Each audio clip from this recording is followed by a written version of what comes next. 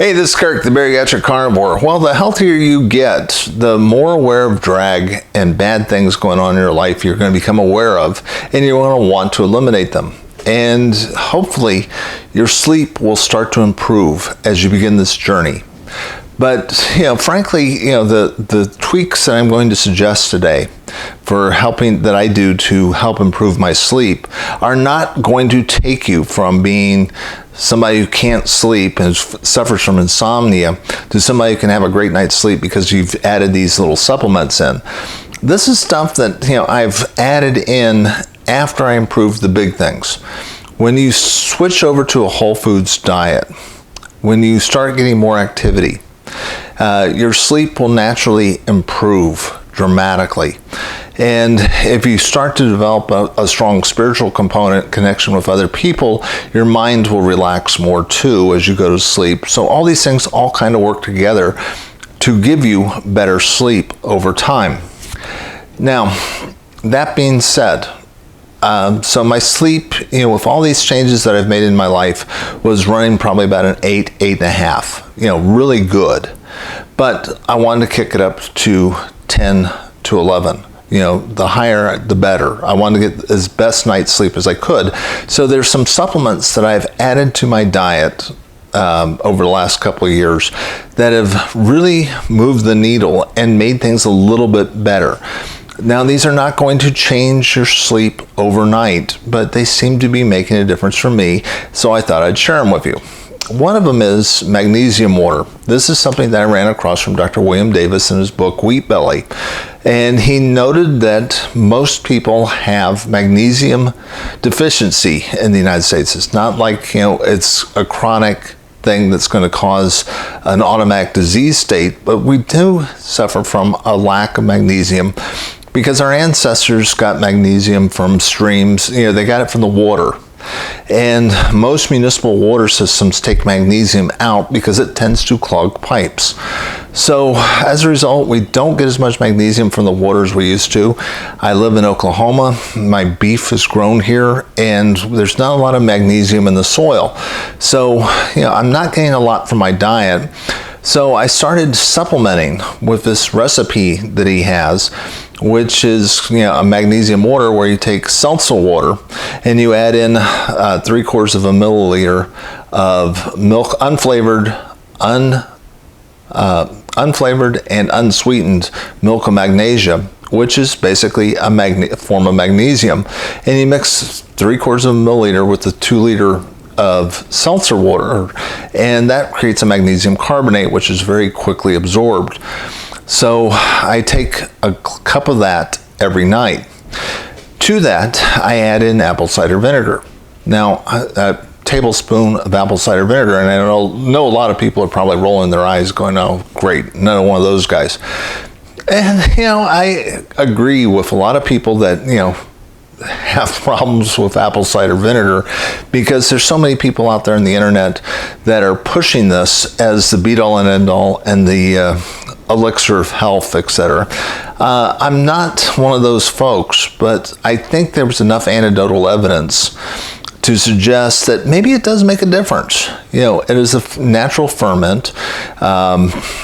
There is some scant evidence that shows that it seems to control blood sugar spikes, etc. There's some reasons for it. Plus, it seems to help in the aid of an absorption of minerals, particularly magnesium. So those two may be highly complementary, taking at the same time. So, I've added to it. I can tell you that I occasionally, a few times a month would find myself waking up I'd be awake in front of the refrigerator munching on some cheese or something like that. And I'd be having a midnight snack attack, and I don't even remember getting out of bed, but I'd find myself in front of the fridge. And I have found that has gone away since I started adding in the apple cider vinegar, and it may be because it's stabilizing the blood sugar and it's not creating any type of signal in the brain that says you need to get up and get some food. So,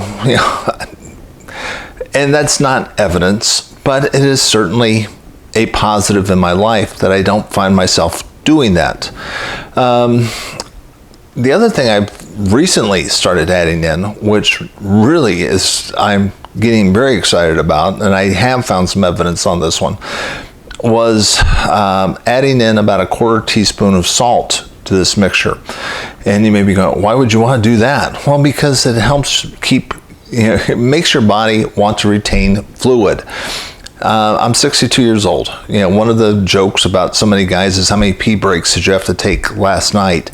And I have found that they have almost gone away since adding in just a quarter teaspoon of Redmond's real salt in this mixture every single night. And if I don't have to take a pee break in the middle of the night, that's a much better night's sleep. I mean, those little breaks do affect your dream quality and your overall usefulness of good night's sleep. So reducing the number of pee breaks in the middle of the night is a definite plus.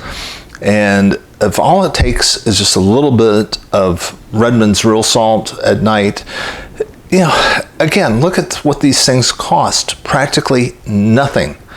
I mean, there's stuff that are sitting around my house anyway, and they don't cost anything, and they may improve the quality of my sleep just a little bit more. And it's not going to make me sleep deeply at night. I mean, frankly, the things that are going to help you sleep the best is getting relaxed, keeping your bedroom for sleep and sex, making your room as dark as possible, reducing outside noise, making the room as cool as possible. These are the things that are going to help you, and staying on a regular sleep schedule without alcohol are all going to help you sleep better. But, that's the stuff that's kind of the pillars of really good sleep hygiene. But, these other things have just kicked up my sleep quality from an 8 to a 9 or better. And that's not bad, and again, zero cost. Now, I'll also throw in as a bonus that, I take melatonin at night, and I usually take between 3 to 5 milligrams of it. Now, you may think that's kind of a small dose. Yeah, it is. And this is a weird thing about melatonin. Melatonin is one of these weird supplements where less is more. I know we're in America and we think that, gosh, if 3 milligrams is great, 15 milligrams ought to work better. Not so with melatonin. It's actually one of those things where, if you're taking 15 milligrams and it's not working, you might want to reduce down to 5. And don't ask me what the mechanisms is, but I can tell you that it is proven true. Everybody I've ever talked to that I've, kind of explained that, try reducing the dosage, don't take twice as much of it. It has helped. If you're taking a melatonin at night to go to sleep and it's not working anymore, don't increase the dosage, decrease the dosage, because that seems to be make more of a difference, believe it or not. Too much of it just seems to work against you, and it's not going to help you sleep better, might make your sleep worse. Take it for what it's worth experimenting with. I mean, one of the cool things about getting healthier, reducing the amount of inflammation in your life, getting rid of all these ultra-processed foods, etc. in your life, is that you're going to become more aware of drag. It reminds me of my son when he swam competitively in high school. He was always wanting me to get him the better, newest edition of swimsuits that were reducing the amount of drag on him. And I kind of joked with his coach that's like, God, he's like one of those golfers that always thinks this next new club is going to take strokes off his golf game. And his coach said, no, that's not quite true. He said, look, if you swam, you're new to this, you could wear any swimsuit and you really wouldn't notice the drag on it. But he's so good at it, and he's already really streamlined, he's already worked on his form, that he has become increasingly aware of every bit of drag on him. And as a result, he was shaving his legs and other stuff that seemed really weird to me, but he was very aware of the fact that those hairs were holding him back just a little bit. So the better you get at getting healthier, the more aware of drag you're going to be. And there's little things that have happened in my life. I quit using detergent-based shampoos and soaps and switched over to beef tallow type stuff because I just don't want the chemicals in my life. There's certain, I don't use plastics anymore. These are little changes that have happened just because I'm aware of the drag and they seem artificial. There's not a great deal of research on it, but it's stuff that you just become aware of over time. This is Kirk, the Bariatric Carnivore. I try to put out a couple messages each week. If you like this message, please hit like and subscribe. Join this channel of other like-minded folks. I will talk to you again soon.